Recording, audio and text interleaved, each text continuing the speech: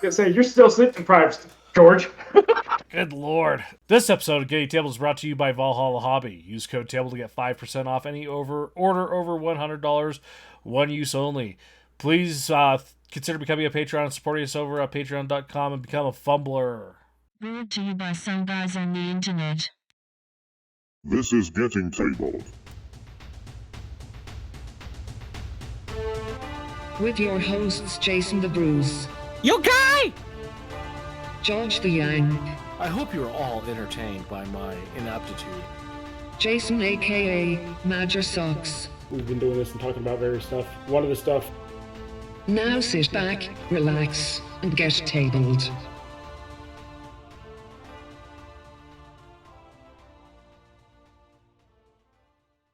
Hello, future people, and welcome to episode 150 of Getting Tabled with your host, Major Socks. What's up, guys? It's good to be here again after 2 weeks. As you can see, we don't have Bruce. He's off gallivanting with some friends, but He's whatever. He's currently holding the his chapter's annual meeting of the Life and Death Brigade, where they are going to be nominating him as president, I believe. Yeah, I think so. If Something anyone like that. gets that reference, you're golden. We do have Michelle here, who's very sleep deprived, holding his newborn son. So congrats to you, Michelle, and welcome. Thanks, guys. I'll probably just mainly be listening in because my brain's a mess. Oh, you're good. You're good. And we got George. I don't know how he survived up there in no man's land, Wyoming, but he's here again. Let me tell you something. I took a nap in the middle of the day. I am well rested, and my eyes hurt because I'm not exhausted. So that's for you, Michelle. Thanks. Lol. Alrighty. No, Bruce is, I think, hosting a watch party for a wrestling Rumble Slam. Rumble Slam Wrestling. thing. Yeah, one of those thingers, and it just happened to fall on the same weekend. So whatever. He doesn't like us as much apparently. So No. Newly received or noteworthy information, especially about recent or important events. Gaming tables. Yeah, so this one didn't pop up on my feed. It popped up on Casey's feed. And she's like, hey, look at what they're advertising to me because, the algorithm. So Yeah. it's a Yarrow gaming table, and I'm doing too many things here because I realized I can't look at things the way I normally would since we're recording my screen. Essentially, it's a folding table. So, the things that Bills fans toss each other through or what are at potlucks and stuff. If you don't know what a potluck is, you're young. But yeah, folds up in the closet, but it has all of the features of a gaming table. It has the raised edge, little slot on the outside to attach secondary tables, cup holders, dice rollers, whatever. And it says it's on Kickstarter. It looks like they are actually shipping it though. And with all the accessories, 2 tables, so you could do like a actual 40K game on that. A total of $1,100, which seems kind of high when you could spend that and get like an actual gaming table. Actual game table. Right. But I also thought of your situation, Socks, where, how often do you relocate, to different, sometimes countries even. Yeah. 2 folding tables with the actual game table features to have oh god, I can't remember the service. Ship your stuff, your family across the world, and then you have gaming tables. It's not a bad little option for the price. $519 for one table, and these look like they're slightly wider than the traditional folding white table from Walmart. Yeah. So the standard size when it's all unfolded is just under 6 feet by just under three and a quarter foot. So not quite for a 4x6 because it's not quite 6 feet because of the edging. But you can still go around that. But when it folds up to less than 3 feet long and like I said, 3 and a quarter foot wide. So it's really not that bad because of how well it can fold up. Yeah, and it's one of those things where it's like, if you have room for a decade table, sure, that works fine. Your dining room table isn't big enough to host a game night, there's a problem too. This solves that issue. It can get folded up, put away, hide in the closet behind the couch, whatever. Come out when it's needed, and host the space, and then go away when it's done. Again, it's got all the little accessories. We're looking at a dice tray, dice roller, all your token trays, cup holders. Yeah, like your little personal tray, so you're not in the game surface. Yeah. Oh, here we go. Here's a video show you how to interlock 2 of the tables together to make a 6 foot by 6 foot table. Yeah. Out of essentially 2 folding tables, which those don't take up a lot of space. Any middle class family has at least one of those tucked away somewhere. Yeah. Or 4 like I do. I got 2 right here behind me, and I got 2 more that are folded up somewhere else in the house. So what you're saying is the big full scale, like, Gettysburg reenactment on the table, you're the one hosting because you've got I've got the space. 24 feet in length? 12 by 4. Yeah, I can do a 4 by 12 foot fort if I wanted to. So, again, on the little pricey side for a folding table, but a folding table that is actually a gaming table, I think that's really good. Yeah, so the $1,100, almost $1,200 price comes with 2 tables, 6 shelves, 6 cup holders, 6 small trays, and 2 toppers, and the connector kit. So, not bad really with all you're getting for that $1,200. So, yeah, and they've done a lot to this. I mean, it's a full-fledged thing. It's not just someone doing this. Like, there's all the accessories that you would expect from a gaming table, but without the size commitment. Yeah. So, next on the list, this popped up in my feed, and it's a bit of a dungeon crawler game, but it's on Gamefound, and it's a G.I. Joe miniatures board game, which Bruce looked at and said it appears to be a dungeon crawler, which, fine, whatever. The one thing I kind of want to talk about, which does have Bruce concerned, we can't really find much on the manufacturer. Yeah. And given the recent history of Mythic, there's a couple others. I can't remember off the top of my head where they've gone bust. Now I will say, from what I've seen with as being the pledge manager for some of Mythic stuff, they were far more responsive than Kickstarter ever was with the whole Mythic issue. So that gives me a little bit of hope there. That they still do a better job of vetting out people that want to get on the platform. But that being said, that's still not a guarantee of, if this funds, if you're going to get something, because I mean, there's just nothing out there on them. Yeah. I mean, the board itself looks pretty cool. The miniatures look nice. Even the stat cards are pretty nice for each of the characters. Yeah, I'm looking at the image of Bazooka, the miniature, with his little data card.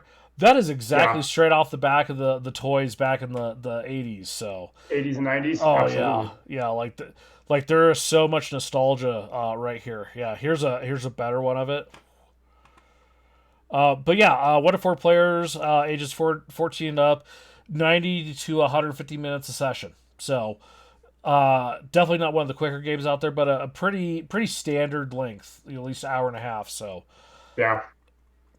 Again, and it's nice that it has solo mode too, with it being able to be one player. You can play solo mode, which a lot of games are starting to do these days, which is kind of nice.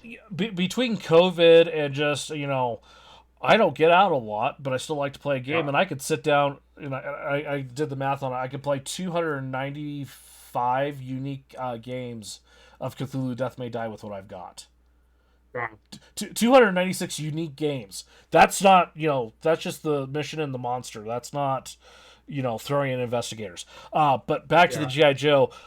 If these renderings of the figures are of any indication, these look great. Yeah. I mean, Snake Eye looks awesome with his double katanas and the pose that he's in. I mean, Scarlet looks nice. I mean, they've done a good job with these sculpts. Yeah. Oh, I found the ones what you were just talking about. Yeah, there's Major Blood, Dr. Mindbender, who never mind. We'll not go down that tangent. But yeah, just the player data card for the character. It's straight off the back of the toys. and that is awesome. I love that. But did I scroll right past the price without talking? No, because it's not launched yet. So not yet. yeah, so no pricing yet. Looks like there's an update, or someone commented on the 31st last update. There we go. The 27th of January this year. So it'll be interesting to see where this goes. I don't think I'll back it. I'm not in the mood or position right now because of another upcoming Kickstarter. We're going to talk about another episode. Yeah. But it does look like a great game. Just miniatures and looks wise. Next, I think Bruce was very excited to find this.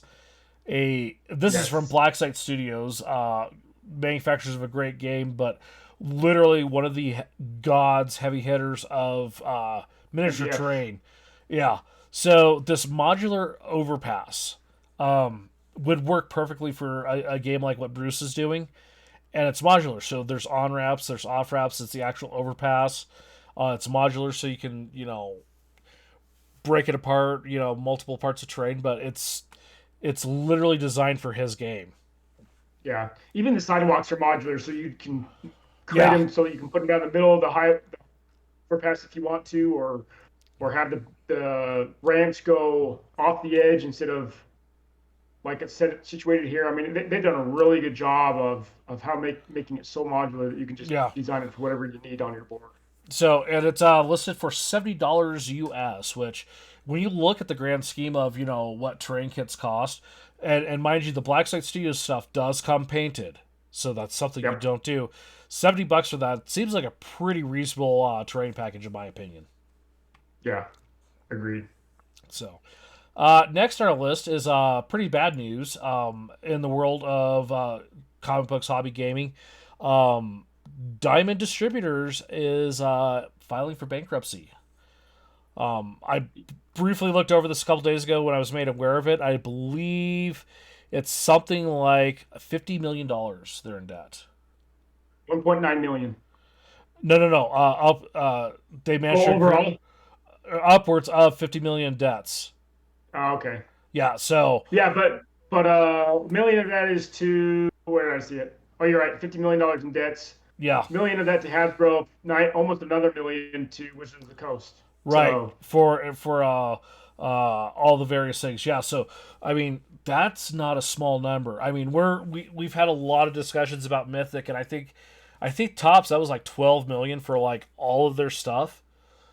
Yeah, these guys are sitting here at around 50. Like, that is a huge number.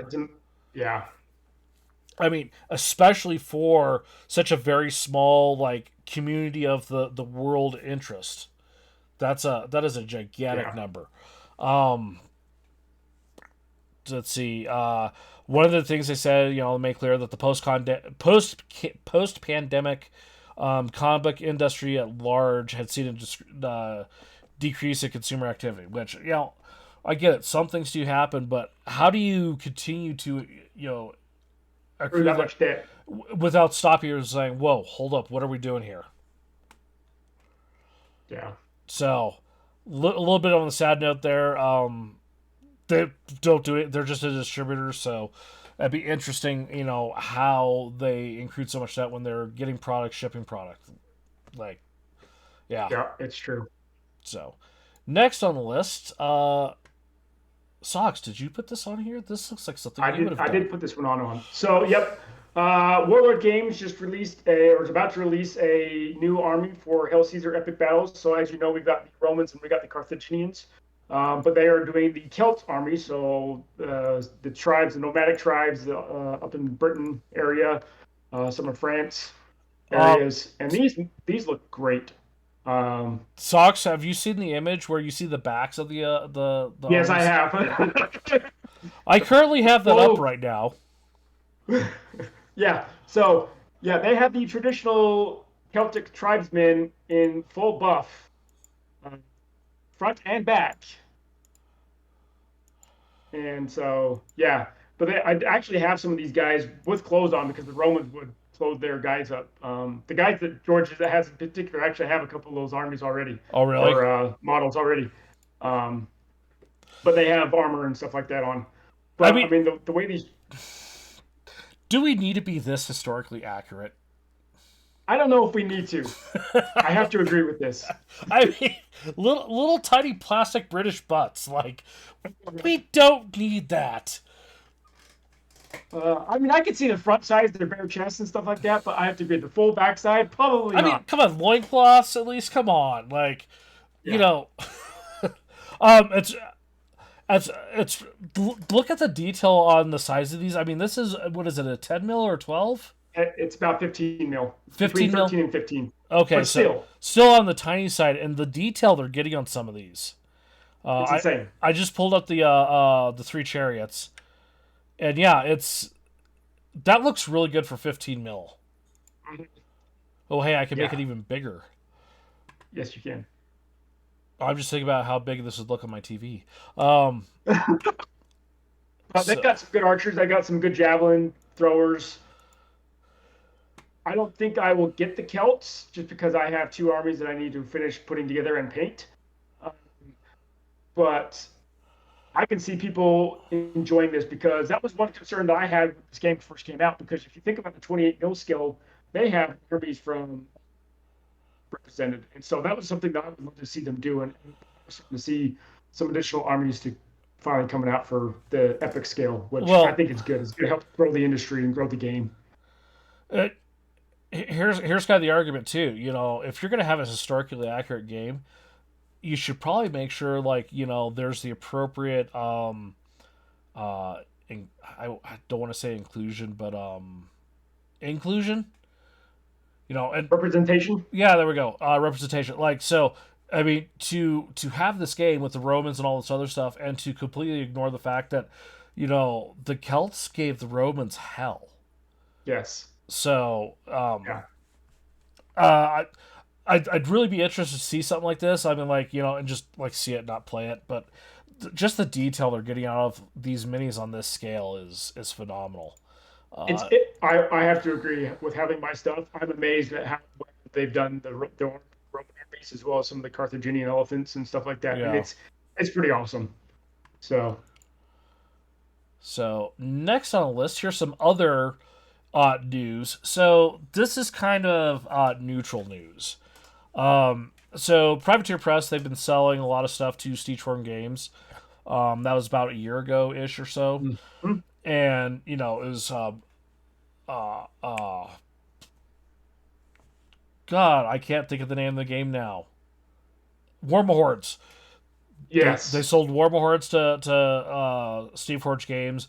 The P3 paint label, which was a lot of people were excited about that, went to Steamforge Games.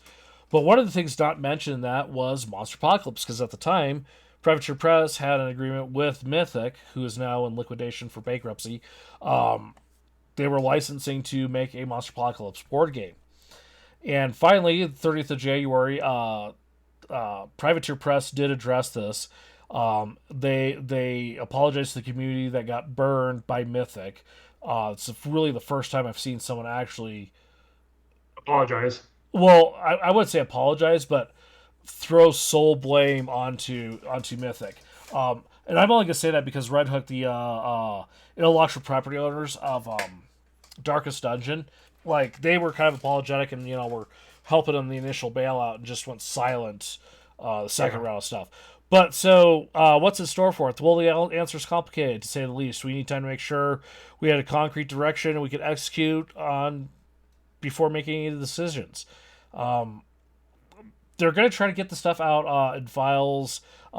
Everything is moving to what Steamforge Games is doing as the print on demand. Or wait, no, Privateer Press had the print on demand. I wonder if that's being able to. I can't remember. It's been a rough week. I'm tired still, but they haven't given up on the game. So it looks like Steamforge Games might get into the licensing bed, so to speak, with Steamforge Games, Privateer Press on Monsterpoc. So the article does say that they're going to try and look at the offering of the sale of the STL files for 3D printing at home as well. So as well as on demand. So we'll have to see what they come out with that.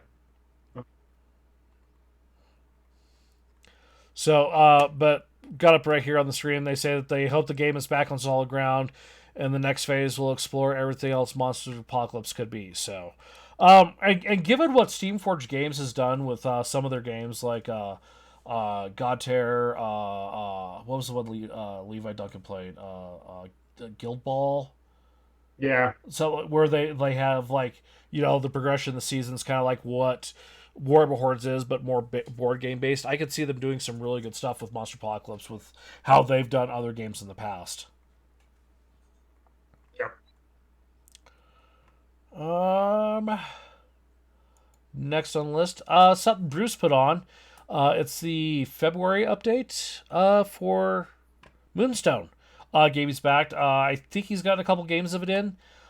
Very whimsical, detailed fairy. I don't know if whimsical is the right word. It's pretty. I mean, it's kind of whimsical, but not. So. You know which one you're looking at.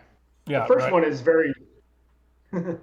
Yes. First up is a Banshee, Dominion / Shade. That looks absolutely amazing. I clicked on the top middle picture. Yeah. That is fantastic looking. Yeah, they did a good job with the sculpt. Dinetta, so a Tooth Fairy. Pretty much. Artist rendering to the mini. That looks pretty good. That's a pretty convincing tooth. Yeah. Then we got Iris and Hellbore. Looks like a couple of just regular armed fairies. But looks good. This definitely doesn't have a lot of the whimsical that like some of the original Moonstone stuff did. If I even remember like correctly. I mean, I could be. No, you are. I am. Okay. The one thing that I can see painters and hobbyists having a hard time with is how big some of the wings are on these fairies and trying to get the details or the color schemes that they're looking for to. I know people are going to be able to do that out there, but. Yeah, some of the newer painters are going to have a hard time. Yeah, I remember. I think a couple of the minis. There was like an add-on purchase for some of the minis where it was like an acrylic wing, so you could just glue on like clear plastic wings, and yeah. So we might see something like this. I don't know. That Banshee. Yeah, I think the Banshee probably is the best looking sculpt of the three. Just the whole. I've got the full screen, well, the full shot of it. It looks really so good. Yeah, I agree. Next on the list, socks. Yeah, so we knew this would be coming out here soon. So War Cradle Studios just announced, and it's up for pre-order now, are the Enlightened for Armored Clash. And we've got the faction starter set first up, and then we got the introductory set. They're pretty much the same. It's just one slight difference. But the starter set is pretty much 2 introductory sets, as well as your big, huge, heavy mech, which is the big guy in the middle. But it definitely gives you the War of the Worlds kind of vibe in terms of some of their mechs that they have towering over their other pieces. I really like the look of some of these models. Even though I'm not going to be getting Enlightened, I'm waiting for my Imperium to come out. Should be next quarter or two. Or next couple of months, I should say, next quarter. But I like the look of these. The Super Heavy Surveyor and the Horsale Super Heavy Extractor. Those are your 2 command mech models. So I've got the Mars battle tripods up on the screen right now. Yeah. And those are totally from War of the Worlds. Like, I agree. If it's totally not, you're wrong because it is. Yeah. They have kind of a very steampunkish vibe compared to like some of the Star Wars Clone Wars mech stuff. Yeah. And then, as much as it pains me to say this, I've got the Wells Super Heavy Surveyor up, and you know what that reminds me of? The big giant spider robot at the end of Wild Wild West. Yes, I have to agree, but it kind of makes sense because some of the stuff that we're seeing infantry-wise and some of the smaller vehicles, the little cav riders for example, like let me pull them up.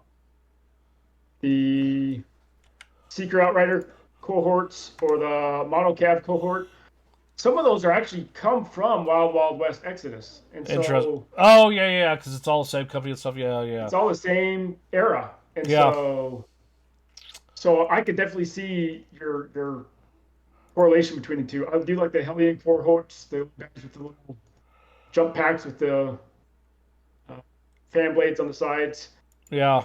So I'm looking at the introductory set, and it looks like it's missing from the So it's bigger box. half the normal units. It's Well- half the size of your starter set. Yeah, but I think it's just short one tripod, one of the other crabs, and then it has the super heavy as the so. And then the introductory set also comes with your infantry commander stand, whereas the other one okay. doesn't. So if you want an infantry commander, because depending on the number of points you're playing, if you need playing a larger game and you need another battle troop, this is going to be your commander that you're going to be able to bring to build another battle troop set. Yeah. So, but you'll probably be able to build a stand off of the Enlightened or the starter set as a command stand as well, because of the sprues are going to be about the same. Yeah. But if you wanted to just increase your set out a little bit more, it'd probably be best to buy either two Enlightened starter sets if you wanted to. That way you get a full complement of forces, because some of the models are dual scopes. Yeah. So you can trade them out between the two. So You could also do something else. I just looked at the model, the super heavy construct. It would be fun to kind of make it like Wild Wild West by Will Smith. Yep. When they're attacking the giant spire. We already talked about that. Combine it. Yeah. It sounds like you just woke up, Michelle. Yeah, we talked about that while you were asleep. Okay, sorry then. Bye. No, you're good. No, you're good, man.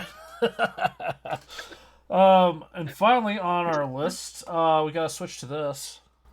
Indie. Definition. Independent. Type. Slang word. Jargon. So we've got the Seder Art Studio, and they've got some, I guess, fun, whimsical, I would say 80s, like, Yes. instruction list kind of thing.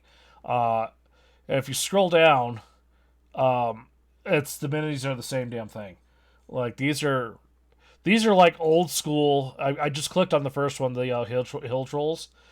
Like, these look like they're a pewter cast. Yeah. Except they're not, which I love. But I love the fact that they've taken the time to make something that looks just like the old school stuff. Miniatures from the 80s. Yeah, and that are cast out of pewter and decide to do it with modern technology and materials. Like, that is just hilarious. Yeah. I think that's what I'm seeing. I don't know what Bruce saw in this when he put it on the sheet for us, but I'm not sure either, but I have to agree. It definitely looks like the old school 80s, early 90s scopes that we're all used to, or those of you that played in that time frame with pewter that are old. So, I mean, even these little halflings are fun. Did you scroll down even further and you see the Space Dwarfs series? No, I didn't. Let me oh my goodness. I'm gonna have to reload the page. Oh, you just scroll down, or did you? No, I clicked into one and it wouldn't let me get out. All right, okay. We're gonna go to dwarves. Which ones? Space Dwarves. Space Dwarves. You got dwarves riding on hoverboards. Oh, no way. There we go. Let's see here. Yeah, see, these are like old school classic looking squats right here. Like, this is what people talk about when they talk Space Dwarves. I mean, it's kind of funny that they got their mohawks, they got their sport glasses, and that was really cool. What else we got? We gotta look at the Chaos series. Just because, like, some of those old GW Chaos sculpts. Oh, yeah. These totally look just like that. Just the old school, like, 80s vibe. Yeah, so Bloodthirsty Friends. Those are totally the old school Bloodthirster models. But not metal. I love this. If you have like an old school army or you want that old school look, I would definitely check these out. Like you could probably here we go. What's this? Halfling Sheriff Boffins, Bills and East Shilling Shooters. 30 28 mil scale halflings for $160. That seems expensive. But I mean, you could build like an old school looking army and not have it be old school material. Ugh. Yeah. That's pretty cool. Cream, blue, prime, paint. Bruce, what have you been up to? Bruce. Oh yeah, right. Socks, what have you been up to? Nothing. Looking at houses to buy, which we decided to. Did you look at those barn dominion plans I sent you? Yeah, I did. Are those not the coolest? They are cool. I shudder to think the size of the one you need to like completely house your clan, though. Yeah, it would be massive. I really got bit by my hobby bug. I have a set of 5 Volkite Berserkers to put together. And that is Nice. it. And I will have all of my Naked Dwarves put together. I was able to resurrect that Massive Darkness paint from Turbo Dork. That was pretty well That's good. jacked up. I was able to get a couple of really good coats on. That's good. So I'm going to start working on painting those magma dross. But yeah, I've like literally gone full steam into like actually getting this army put together. Nice. And then I went through and looked at the new rules and realized crap. So when I was building the Volkite Berserkers, which is the basic troop, I already had 20 put together. No, I had 10 put together. So one squad. I had three more squads to put together, and I did them all with the same weapon kit out. And I was looking at the new rules, and I want half with one weapon kit out and half with the other weapon kit out. I threw away the sprues and all the bits because that's the one thing I've been trying to do is not hold on to too much for too long. And I realized that, so I scoured the sources of eBay, and I bought shields and one-handed weapons for the other weapon loadout on 20 of them. Good job, Church. So, and then the other realization I had with all my references of being old this episode, I'm expecting a new hobby light to show up tomorrow with a 10x magnifying lens. Nice. Because it's getting hard for me to see that stuff. Especially the dots and all the Shaltari that are so tiny. You need to finish those dots. I haven't even started those dots. I know. No, actually, no, I haven't started any dots. So, but yeah, I even broke out. I opened up my store anniversary Fire Slayer and got it put together with it too. So, very nice. There's a fair number of heroes, and I want to have 2 of each hero, right? You know, versatility, growth of the army, right? I could field well over 2,000 points right now, which, you know, that's a huge army. So, Yeah. but one of the heroes you used to be able to buy as a single. Now you can only buy it as part of a $160 starter pack. I hate it when companies do that. Of course. Games Workshop is notorious for it. So I hopped on Google and started Googling, and I found a web store in Canada, and it cost me $48 shipping and all that stuff to get it from Canada to me. $48 Canadian. So I literally paid $28 and shipping for this mini that in theory would be selling for like $35 to $40 now. Yeah. So I was stoked when I got that deal because I saw the price and I'm like, ooh, that's pricey. Then I looked at the website. I'm like, oh wait, maybe this isn't Canadian. It was in Canadian. So Nice. yeah, I was super stoked to find that. So I know this sounds, like, oh, it's only this much. I literally only need $300 more worth of minis to fully have everything, like literally everything under the sun available for Fire Slayers right now. Nice. And have like a really good solid force. So that's awesome. Yeah. And then I got we need to talk about this too. Probably when you're more settled. I got my Game Heavy paint handle. Ooh, nice. So I know we both need to use them and try them out. You're trying Yeah. to find a new home. I'm nowhere near detailed point wise, so. Yeah.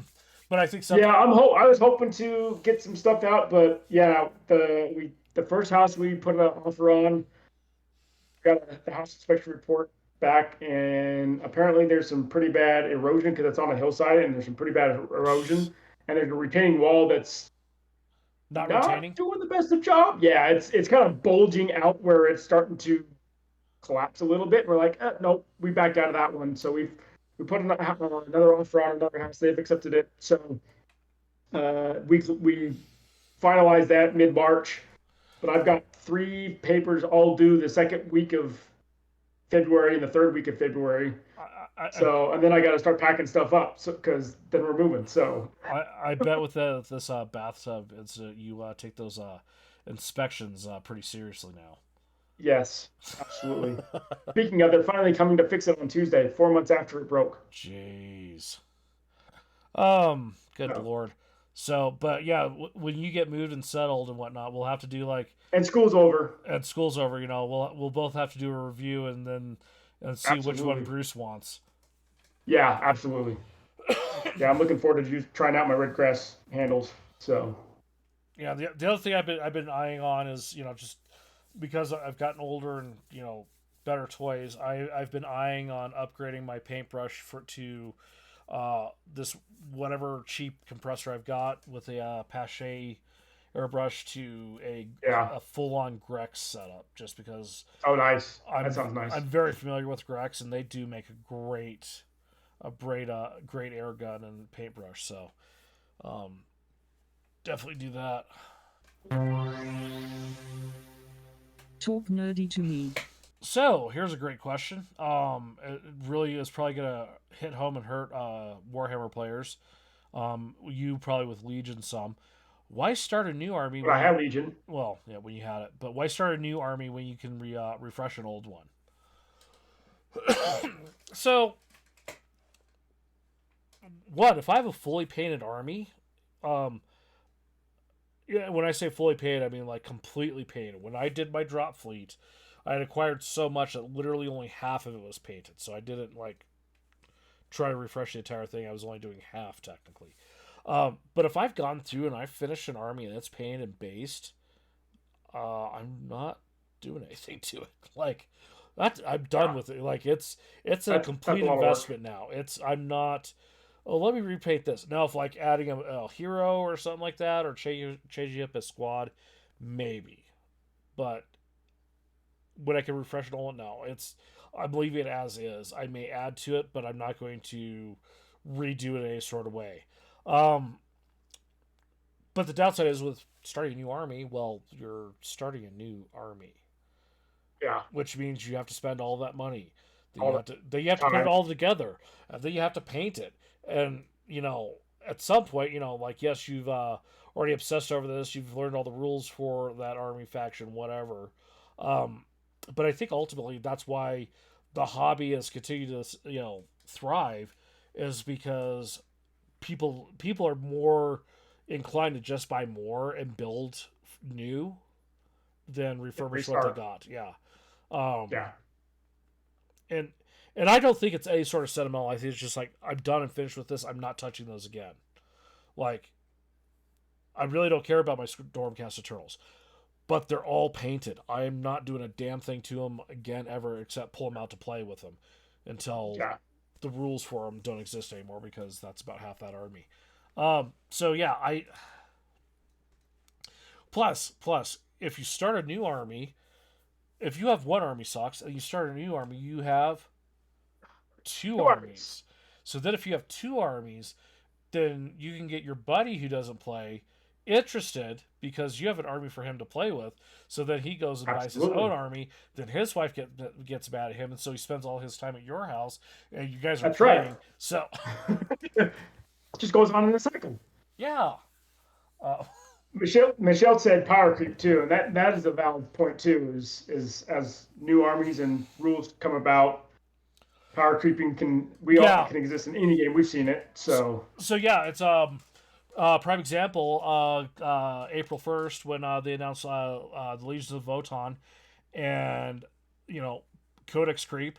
Those guys creeped along like really fast running cockroaches, and by the time they were illegal for play, they got nerfed down because they creep so hard and heavy, creep wise. So everyone jumped on aboard that army. And so that's something you as new players and even us older players need to realize that sometimes the rules have changed and we like those new shiny things that's going to beat everything. Yeah, for until sure. They get nerfed. Yeah, don't get me wrong. It's just like, do I want a Biofister fleet? Yes, absolutely. Why? Because then I'll have two, and from what I've read, I'll have two of the most obnoxious armies there is in the game. So I'm okay with that. We know you are based off of how you wanted to pound everyone with Shaltari. It's not wanted. I did. Yeah, to the point of teaching Levi. Shame on you still. And what did he do? He pounded you because that's. He pounded me. Yeah. Still mad at you about that. I didn't want to. I did, and I successfully taught how to do. And yes. So no. The other thing too is just to this out too. What if you're new into a community or the taste of the community has changed? What if you can't refresh an army? What if you have to start a new game? Dystopian Wars. Or where are you trying to build the community? Because I've done that multiple times. Because that's what you're doing, sucks.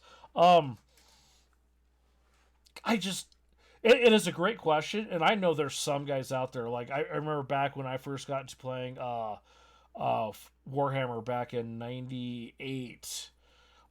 There was a guy. His name was also George, and he played goblins and orcs, and all of his vehicles were not kits. Like, he made them all because he literally did not have the means to buy stuff. Yeah. So he literally used what he had at hand, and in turn he made some absolutely fantastic and amazing stuff. Like, he mimicked the look of a goblin, dreadnought, and it looked like it was paper towel tubes in the picture. He literally replicated that and made his own. So, I could see, like, in certain situations and instances, you would just have to refresh that army because, I don't know. Yep, I agree. It's a good question to think about because not only are you taking the time to strip off all the paint and basing material, I wouldn't say you'd even need to strip off all the paint. Like my Space Wolves.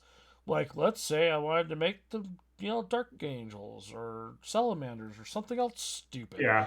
I could literally just airbrush a couple coats on and continue to paint over without having to strip. Like, depending on how much paint. If you follow the rule of Mr. Rhodes and did 2 thin coats, you could probably put a couple more coats on. I know some of my original stuff, dude, it looked like I just, like, it looked like the clearance mini. So it's like I would have had to strip it because it was already, caked with paint. Yeah, Michelle even said that rebasing can kind of do the refreshing of an old. I mean, you wanted to change the basing itself on the models instead of a desert theme to a grassy theme.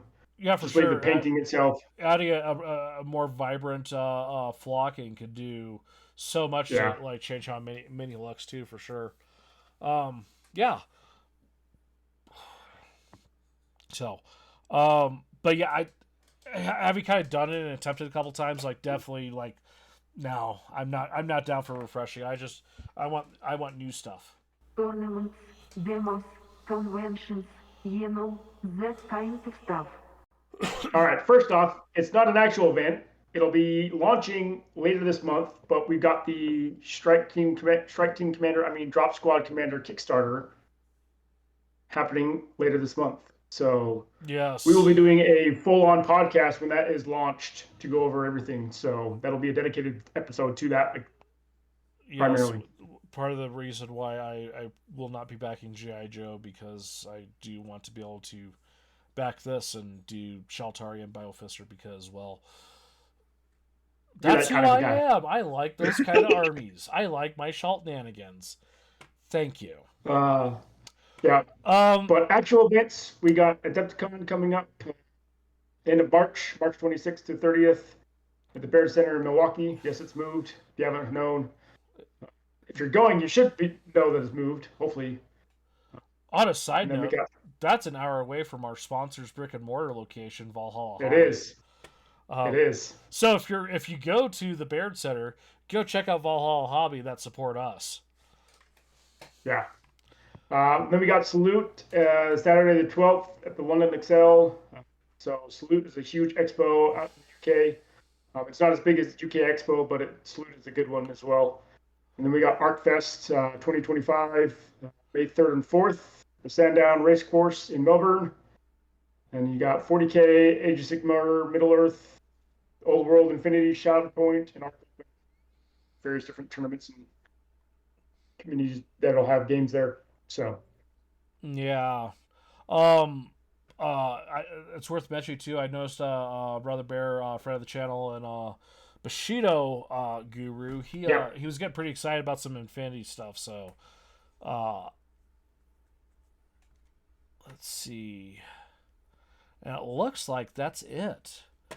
Want to give a shout out and thanks to Valhalla Hobby for sponsoring this episode as usual. They're located in Verona, Wisconsin. They have literally anything under the sun. They've got Bushido, 40K, Magic the Gathering, Army Painter.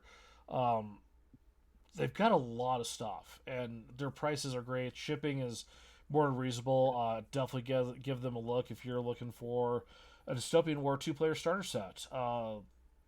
Socks. Didn't you get one of those from there? Yeah, thanks to you guys. Happy birthday to me a couple years ago. No, I appreciate it because I love that game still. But, just the price with shipping that we got from Valhalla Hobby to Socks in Florida was phenomenally cheaper. It was cheaper than what you would just normally pay for the starter box. So definitely go check them out. Their prices. Super great store. Socks. Where are we at? All over. So you can find us at patreon.com/gettingtable. Become a fumbler for $2 a month. We thank all of our fumblers right now for supporting us. Our website is gettingtable.com. Find us at facebook.com/gettingtabled and youtube.com/gettingtabled. Our email, if you want to email us, is gettingtabled@gmail.com. And then we have our Discord as well. We have a whole bunch of different games that we are open to ask questions about. And then X/Twitter, Instagram, and Blusky are all at Getting Tabled. And then Bruce has his twitch.tv/Jason the Bruce and his Toy Reel, which is youtube.com/toyreel. Anything else for the folks? You said something. To find it, but the Dystopian Wars, Cradle Studios has a new U.S. distributor. Gadzooks is no longer the distributor. They've done it through someone else, and once I do it, I'll announce it or put it in the show notes or next week. I remembered something and then I forgot, and then I think I remembered again. Fumbler. Is it sticking? What do you think? I think it's getting better, right? I think it's going to stick around. All right. So yeah, become a fumbler. $2 a month. Socks, thanks for joining me. Yeah, it's been fun. Michelle, go to bed. Michelle, thanks for having sleep deprivation. He fell asleep again. I think so. Shh, don't wake the Michelle. Don't wake the baby. Thank you. Thank you. Thank you. Thank you. Thank you. Thank you. For listening to Getting Table. Music used in this podcast was created by Eric Matyas at soundimage.org. Roll good dice things. My mic button disappeared at the end.